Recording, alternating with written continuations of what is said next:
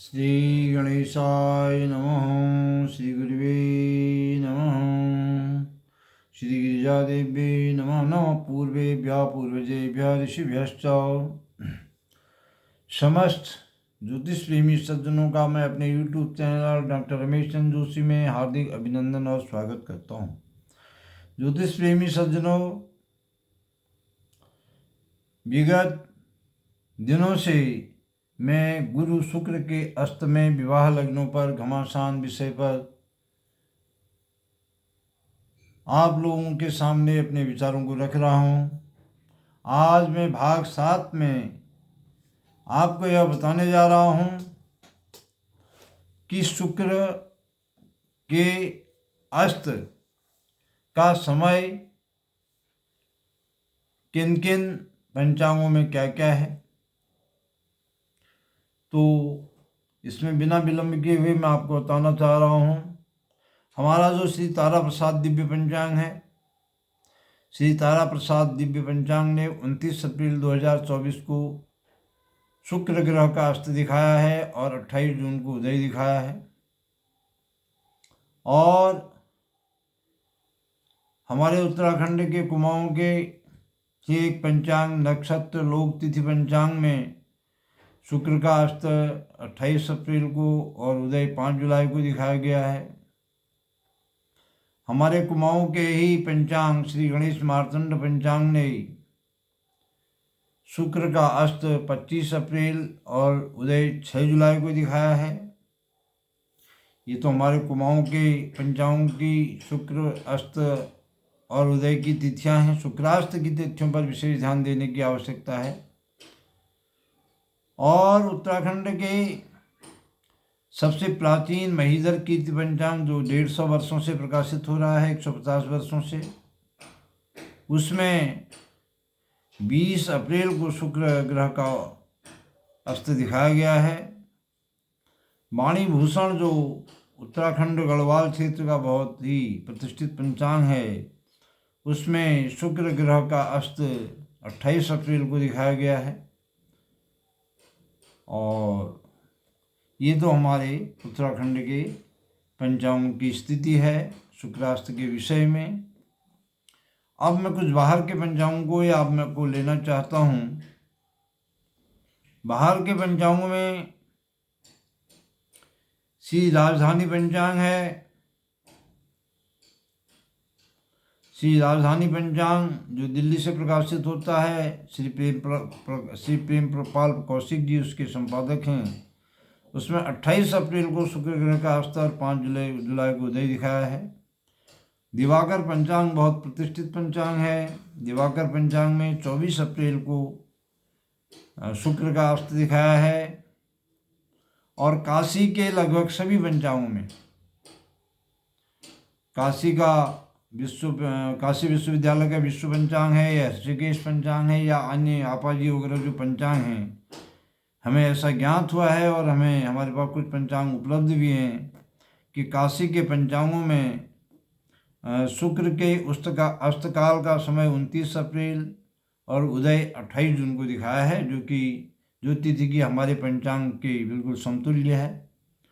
और हमें सूचना मिली है कि खगोल विज्ञान केंद्र कोलकाता द्वारा प्रकाशित राष्ट्रीय पंचांग जो भारत सरकार का मान्य पंचांग है, उसमें भी शुक्र ग्रह का अस्त 29 अप्रैल और उदय 28 जून को दिखाया गया है। मध्य प्रदेश से प्रकाशित होने वाला जो बद्री काशी पंचांग है, बहुत ही प्रतिष्ठित विद्वान हैं, शर्मा जी प्रोफेसर भी रहे हैं, उनके द्वारा प्रकाशित पंचांग है। उन्होंने मध्य प्रदेश के पंचांग में शुक्र अस्त 30 अप्रैल को और उदय 4 जुलाई को दिखाया है। ये तो समस्त जो लगभग मेरे पास पंचांग थे, उनके शुक्र अस्त और उदय की तिथि मैंने इसमें आपको बताई। तो इसमें अधिकांश पंचांग हम कह सकते हैं काशी के पंचांगों को मिला करके और अपने उत्तराखंड और दिल्ली के पंचांगों को मिला करके अगर देखा जाए तो अधिकांश पंचांगों का जो शुक्र अस्त की तिथि है वह हमारे पंचांग के समतुल्य ही है। किसी की 28 है और हमारी 29 है। बाकी काशी के समस्त पंचांगों की 29 है, खगोल विज्ञान केंद्र की भी 29 ही तिथि है शुक्र अस्त की। तो अधिकांश पंचांगों की तिथि यह है, और जिन जिन पंचांगों की जो तिथि है वो भी मैंने आपको बताई। अब मैं आपको ये बताने जा रहा हूँ किस किस पंचांग ने कब कब विवाह के लग्न दिए हैं। श्री तारा प्रसाद दिव्य पंचांग जो हमारा पंचांग है, श्री तारा प्रसाद दिव्य पंचांग, जिससे कि आप बहुत दिनों से हमारे इस YouTube चैनल पर देख रहे हैं, ये श्री तारा प्रसाद दिव्य पंचांग है। तारा प्रसाद दिव्य पंचांग में विवाह के लग्न 18, 21, 22, 23 अप्रैल को शुद्ध विवाह के लग्न दिखाए गए हैं। 28, 30, 1, 2 और 5 मई को 28, 30 अप्रैल, 1, 2, 5 मई को आपातकालीन विवाह लग्न दिखाए गए हैं। और नक्षत्र तिथि लोग जो पंचांग है ये इन्होंने 18, 20, 21, 22, 23, 26 और 28 अप्रैल को विवाह के शुद्ध लग्न दिखाए हैं। श्री गणेश मार्तंड पंचांग ने केवल एक लग्न दिया है अप्रैल में, इन्होंने केवल 18 अप्रैल को लग्न दिया है, जबकि 25 अप्रैल को इन्होंने शुक्रास्त दिखाया है। और महीधर कीर्ति पंचांग ने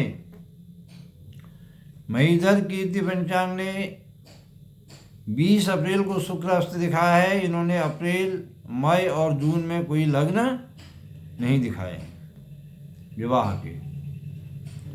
वाणी भूषण पंचांग ने 28 अप्रैल को शुक्रास्त दिखाया है। इनने 18 अप्रैल और 23 अप्रैल को शुद्ध विवाह मुहूर्त अपने पंचांग में दिखाए हैं। ये उत्तराखंड के पंचांगों के विवाह लग्न और उनके बारे में मैंने आपको अवगत कराया। अब जो राजधानी पंचांग है, राजधानी पंचांग ने 28 अप्रैल को शुक्रास्त दिखाया है, तो इनने 18, 20, 21, 22 और 23 बहुत प्रतिष्ठित पंचांग है राजधानी पंचांग, विगत लगभग 50 वर्षों से प्रकाशित हो रहा है। इनने 18, 20, 21, 22, 23 दिनांक में अप्रैल में विवाह के लग्न दिखाए हैं। दिवाकर पंचांग ने 24 अप्रैल को शुक्रास्त दिखाया है, तो इन्होंने केवल एक लग्न दिया है शुद्ध 18 अप्रैल को।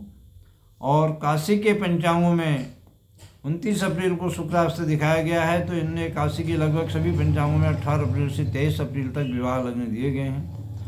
मध्य प्रदेश से निकलने वाला बद्री काशी पंचांग में शुक्रास्त 30 अप्रैल को दिखाया है, तो इनने 18, 23 और 26 अप्रैल को शुद्ध विवाह मुहूर्त दिखाए हैं। और उसके बाद 28 और 30 अप्रैल, 1 और 2 मई को आपातकालीन विवाह लग्न इन्होंने दिखाए हैं। इस प्रकार से विवाह लग्नों का भी मैंने आपको सभी पंचांगों का एक विवरण आपके सम्मुख रखा। तो मेरा कहना ये है कि ये अब जिज्ञासा हमारे पाठकों की बढ़ रही है दिन प्रतिदिन कि कौन सा शुक्रास्त का कौन सी एक पंचांग की तिथि सही है, कौन सी गलत है। यद्यपि इसमें मैंने अनेक विद्वानों से अनुरोध किया था, आग्रह भी किया था कि आप इसमें कोई निर्णय दें। जो अनेक ज्योतिषाचार्य जो छोटी छोटी बातों पर गुटबंदी कर के ज्योतिषाचार्य के नाम से अपने समाचार पत्रों में लेख निकालते हैं, उनसे कहा गया था कि इस पर निर्णय करें, लेकिन कोई निर्णय नहीं आया। तो इसलिए हम ये नहीं कह सकते हैं कि किसी भी पंचांगकार ने जो तिथि दिखाई है वो गलत है, लेकिन अब इसका निर्णय कैसे होगा? इसका निर्णय खगोल विज्ञान केंद्र कोलकाता द्वारा प्रकाशित जो पंचांग है, राष्ट्रीय पंचांग, उसमें ग्रहों की उदय अस्त की जो तिथि है उसे हमें मानना होगा और उसके अनुसार ही निर्णय करना होगा। लेकिन कौन से पंचांग की तिथि सही है, कौन सी गलत है और ये अंतर क्यों आया है, अंतर के बारे में मैं आपको बताना चाहूँगा। आजकल आज के युग में पंचांगकार भी अनेक अनेक प्रकार के सॉफ्टवेयरों का प्रयोग कर रहे हैं तथा प्रत्येक पंचांगकार के जो ग्रंथ हैं अनेक ग्रंथों का भी वो सहारा ले रहे हैं। यद्यपि आज के युग में सूर्य सिद्धांत, ग्रह लाघव और मकरंद जैसे प्राचीन ज्योतिष ग्रंथों की जिनके द्वारा साधित ग्रह जो हैं शांतरित हो गए हैं का प्रयोग कोई नहीं कर रहा है। लेकिन ज्योतिर्गणितम जो केतकी ग्रह गणितम और ज्योतिर्गणित नामक जो महामना केतकेश्वर जी के द्वारा लिखित ग्रंथ हैं उनके द्वारा भी साधित ग्रहों में और तिथ्यादिमानों में थोड़ा बहुत अंतर आ गया है। तो कोई ज्योतिर्गणितम का प्रयोग कर रहा है और तो कोई अन्य सॉफ्टवेयर के प्रयोग कर रहे हैं। अलग अलग गणना विधि, अगर सूक्ष्म रूप से कहा जाए, सार रूप में कहा जाए कि अलग अलग पंचांगकारों की अलग अलग गणना विधि होने के कारण ये शुक्र अष्ट की तिथियों में एक ही लगभग अक्षांश देशांतर में भी इस प्रकार के अंतर देखने को मिल रहे हैं, जो कि पुरोहित वर्ग के लिए और जन सामान्य के लिए एक अच्छा संदेश नहीं है। इसमें भी वैसे पंचांगकार कभी मिलना तो चाहेंगे नहीं, एक दूसरे को शेयर करना चाहेंगे नहीं, लेकिन अगर पंचांगकार प्रयास करें ऐसे संवेदनशील मामलों में जहाँ की विवाह लग्न प्रभावित हो रहे हों तो इसमें प्रयास किया जा सकता है एक रूपता लाने का। और मैंने आप लोगों को बताया कि अनेक गणना विधियों के कारण ये अंतर आ रहे हैं और कोई किस पंचांगकार की तिथि सही है किसकी गलत है ये निर्णय हम आप पाठकों के ऊपर छोड़ते हैं। पाठक इसका निर्णय कर लेंगे। शुक्र तारा सबकी देखने में आने वाला ग्रह है, कोई छुपा हुआ ग्रह नहीं है और जब कब अस्त होगा, कब शुक्र का उदय होगा, ये सब देखने में आ जाएगा अप्रैल के महीने में। और मेरा कहना यह है कि अधिकांश पंचांगों के मतानुसार 18 से लेकर के 23 अप्रैल तक की तिथियां, लगभग समस्त तिथियां विवाह लग्नों के लिए उपयुक्त हैं और उसके बाद भी 5 मई तक आपातकालीन विवाह लग्नों के लिए उपयुक्त हैं। इसलिए 18 समस्त पंचांगों का सार संक्षेप यही है कि 18 अप्रैल से लेकर के 5 मई तक के लिए आप जो है विवाह लग्नों का प्रयोग कर सकते हैं। उसके बाद गुरु और शुक्र दोनों के अस्त होने पर शेष 5 मई के बाद से जून तक जो है कोई भी विवाह लग्न इस बार उपलब्ध नहीं है। इन्हीं बातों के साथ यदि मेरा वीडियो आपको अच्छा लगे, इसमें किसी की कोई आलोचना नहीं, कोई समालोचना नहीं और जो वास्तविक तिथि है उसका निर्णय भी मैंने पाठकों के ऊपर छोड़ दिया है। समस्त पंचांगों का मैंने आपको बता दिया है, लेकिन अधिकांश पंचांगों का जो प्रतिष्ठित पंचांग हैं उनके पंचांगों में 28 अप्रैल और 29 अप्रैल ही जो है शुक्राष्ट की तिथि दिखाई गई है और विवाह लग्न भी तदनुसार दिए गए हैं। इसलिए इस गुरु शुक्र के अष्ट में विवाह लग्नों पर घमासान विषय को आज यहीं पर विराम देते हैं। कल को फिर एक नए विषय के साथ आप लोगों के सामने उपस्थित होंगे।